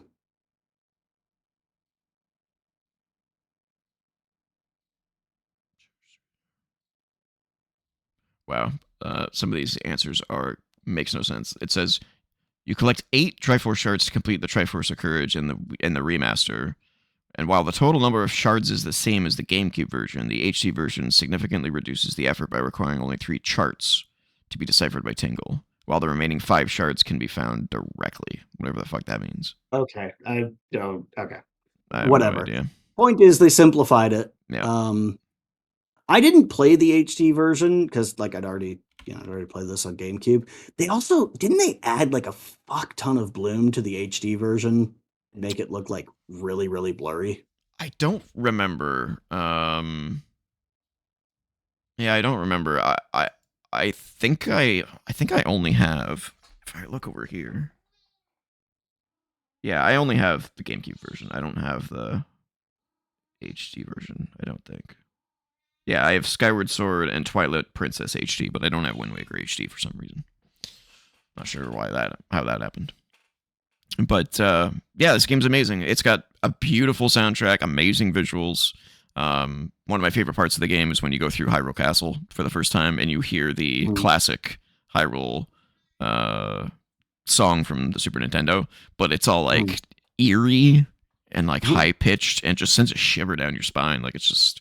They do that in Breath of the Wild as well. Yeah, it's amazing. Probably because it was a good move. I would love a Link to the Past 3D remake. That game is perfect. It's so perfect. Then why remake it? Because I want to see it in 3D with like an orchestral soundtrack. It's perfect. They should remake it. Isn't that why you said they didn't need to remake Resident Evil 4? Yeah. All out.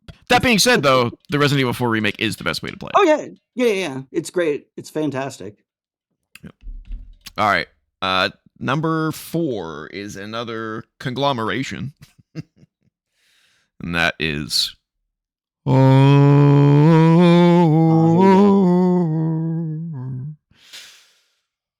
Halo 1 and 2. Yeah, I mean, what's there to say about Halo 1 and 2? That hasn't been. It was always weird to me that they never released a Halo 1 version with Xbox Live support. Yeah, that is really strange. That Yeah. seemed like money on the table that they were just leaving there. Well, I mean, they did eventually do that with the anniversary edition, I think, right? It's got online. That's got that just has reaches online. It doesn't have Halo 1 online? No, there are maps from Halo 1 in there, but it's just reaches online multiplayer. Oh, I see. Gotcha. Yeah. Well, I mean, Um, hmm. but the thing is, the PC version of Halo 1 has online, and I used to play that a bunch. The demo that they put out for that had online, and so I played a fuck ton of that, and it was great. What do you think of this campaign evolved thing that they're doing? The thing where they're doing like AI shit for the game, fuck it. Oh, I didn't know they were doing AI shit. Yeah, Isn't it yeah, just an because Unreal Engine 5 version of Halo 1? well, that and like I said, a bunch of generative AI shit. Like I think they're doing like textures and art and stuff with fucking Copilot or whatever, and fuck Huh. that shit. But also, like, we don't need that. Like, I we have two versions of Halo One on PC already. You know, the yeah, game is well accessible and available to people. yeah, I So don't why really else need understand. make a new good one? I yeah, I don't know. I think they're just doing it as a test bench for whatever new Halo project they're making, but it's like you didn't need to release it. You could just test and internally work on it. But I'm sure Yeah, it'll or you make could them have just money though. not like had such massive turnover on the Infinite team, and then that engine wouldn't be wasted because you'd still be employing people who knew how the fuck it worked. True, true, true, true, true. But yeah, Halo 1 and 2, fantastic games. Halo 2's Legendary Mode, much too difficult. But Yeah, also, you know, it's kind of it's like beating Mist. It's like a badge of honor in the gaming community. If you can beat Halo 2 Legendary, then I you're kind guess of like, I don't feel like flagellating myself. You know, I ain't a fucking monk whipping my back in penance or anything. I need to do that. We tried that shit, and we were taught a valuable lesson in humility. We told that story. yep, yep, But yeah, way too I don't need difficult. to ever do that again. Nope, way too difficult. So that is number 4. So we're in the top 3. Do you have any guesses as to what's in the top 3 now that you know the rest of the list? Not really, because like for me, I like I said, my number one would be Metroid Prime. Hmm. All right, well, let's get to number 3. It is an RPG. And that is. That's gonna be Final Fantasy X. Nope. Skies of Oh, Skies of Arcadia. Right, Arcadia. we haven't had that yet, of course. Yeah. Just a brilliant game that never got a sequel for some strange reason. And Vice is now just randomly appearing in random Sega other products for some reason. Yeah. Um, when I was playing, what was it, Valkyria Chronicles, and he was like a cameo character in it, I was like, That's a weird place to put him. well, his visual style kind of like mimicked that of the soldiers in Valkyria Yeah, Chronicles. So Valkyria is a very anime-ish game, but yeah. But yeah, man, this is one of my favorite RPGs of all time. It's so good. The music is so good, and then he had ship battles on top of the randomly generated, or not randomly generated, random encounters. random Um, encounters. yeah, it's Like and a that great podcast we story. never made. Well, except that we did, Yes, but never released. yeah, yeah. One day, one day, One day. one day. Oh man, I could play this game a million times. I don't remember if I ever actually beat it though. I feel like I've played it a trillion times, but I don't know that I actually ever beat the game. But it is fantastic, and you should go play it because it's great. And it's got a battle system that really was never used ever again. It's just kind of its own thing. I think I played this once on the Dreamcast. It's so Should good. I should play it again. Yeah. But I There's got a lot the of stuff that I should play. yeah. There's the ship battle stuff. It's like turn based, but you like you pick like the future 4 turns, 5 turns ahead of time, and then kind of watch it play out. It's really cool. Just very unique. And man, what a classic! What a classic! I only I could do played with the these GameCube constantly version shifting though. camera angles. You don't like them? I think it's a little disorienting to just constantly be shifting to just a different rotation around the two ships. Like, how about we just pick one and stick with it? These are like 4 seconds, and then it's another rotation. Oh, it's another rotation. Oh, it's another rotation. I think I remember reading something about this. I think it was because the arena quote that they're in is small enough to the point where they have to reset the camera to fool they have you. to loop it. Yeah. Yeah. Well, I mean, the other thing that they could do is they could just have the ship stationary and scroll the sky and ground textures. It's true too. Do the old Flintstones infinite hallway thing. Yeah, I always loved those. Like, oh, hey, didn't we just pass that store? Yeah. Great game though. Go play Skies of Arcadia if you can. It's only on GameCube and Dreamcast, so that sucks. Which are both easy to emulate. True. All right, number 2 is my favorite racing game of all time. Burnout 3 Takedown. Okay, so number 1 is going to be Final Fantasy X. Is it? It is. Is it? Yeah, I mean, what is there to say about Burnout 3 that hasn't been already said? Like I said, I like it more than Revenge. I like it more than Paradise. It is a perfect arcade racing game. It's exactly what I want from an arcade racer. I want speed. I want amazing crashes. I want great sound effects. I mean, just watching this, I don't even need to hear the audio. I can hear the as things like brush past you, and then that slowdown effect sound. Yeah, the crunching of the metal and the glass, and it's just phenomenal. It's if you want an arcade racing game, this is it. The pop punk soundtrack of the early to mid 2000s. Oh, look at that. Yep. Yeah, I was always really annoyed when Paradise went to an open world format and ditched split screen racing. I was like, and now we just don't get split screen racing games. Like they just don't really occur. Split screen anything anymore. I know, it's fucking annoying. Yeah, this needs to be remade, and Burnout needs to come back, and fuck EA. Yeah. quite frankly. Yeah. I mean, this is so good. It's fun. I could play this a million times and never get bored. It's just perfect. Agreed. And it's 60 frames per second, which is mind-boggling for that era as well. Well, it was on the Xbox. I thought, because I remember I showed you the Xbox version, you were blown away by how smooth it was because you played the PS2 version. Wasn't that only 30 FPS? I think the PS2 version was unlocked, so it was like all over the place. Oh, so it could go anywhere. Yeah, that's possible. Burnout 3 PS2 frame. Yeah, because I had the Xbox version of this. No GameCube version. So it says it's 60 frames per second, but I'm pretty sure it's an unlocked 60 frames. Maybe it's like up to. Yeah, exactly. Yeah. Like in the way that games are 60 FPS when you're looking at the floor. Something. Yeah, exactly. Yeah, it's probably more. It's probably somewhere in the 40 to 50 range on PS2. Yeah. But it's still phenomenal. Just phenomenal. And then number 1, you guessed it. Yeah. My favorite game of all time. Maybe top 3 games of all time. Final Fantasy X. Fuck Blitzball. Fuck Blitzball. But I love the rest of the game. Blitzball, no, I like Blitzball. I know a lot of people don't.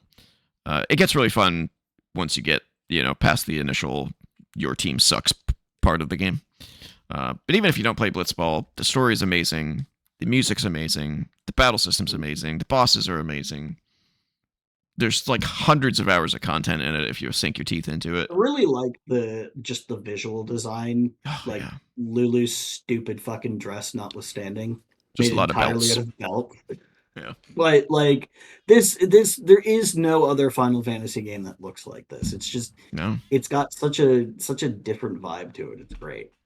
Yeah, it's absolutely fantastic. The remaster is really, really, really good because they did orchestrated music for it, and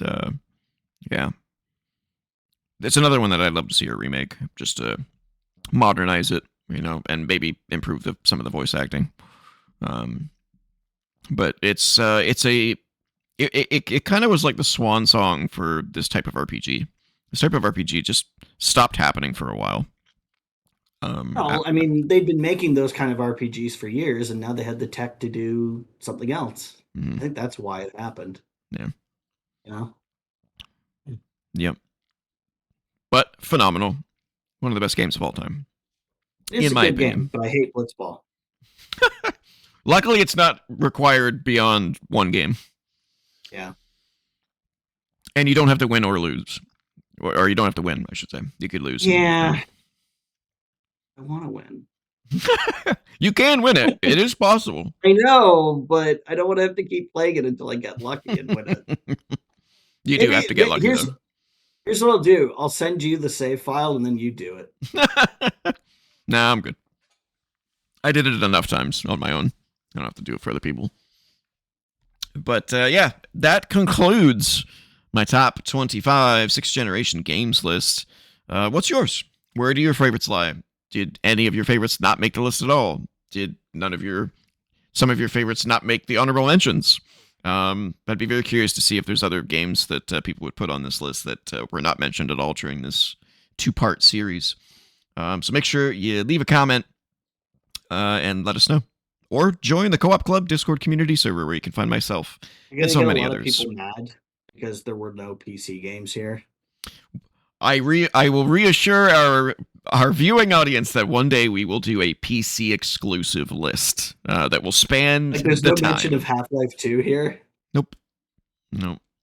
Console only. Console. It was only. on Xbox. 360. Yeah.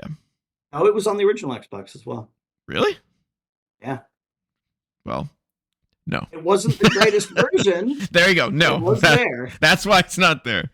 Yeah. No, we will do a top 50 PC exclusives list at some point where time is not a factor and we just go across the board PC exclusives. Oh, God. There's going to be a lot in there. That'll take a long time to make, but until then, you can follow me on the socials at TJ-Leo on BlueSky. I'm at Ninjas on BlueSky. You can email us at co.op.podcast@gmail.com. Don't forget to comment, like, share, subscribe, ring the bell for notifications. And as I said, join the Co-op Club Discord community server. And if you're so inclined, patreon.com/co-op entertainment, where you can throw us a few bucks, or a buck. Crisp Georgie. A crisp Georgie once a month to help support the channel. Every little bit helps. We greatly appreciate it. Until next time, get back to gaming. Give us enough money so I can buy Resident Evil 9.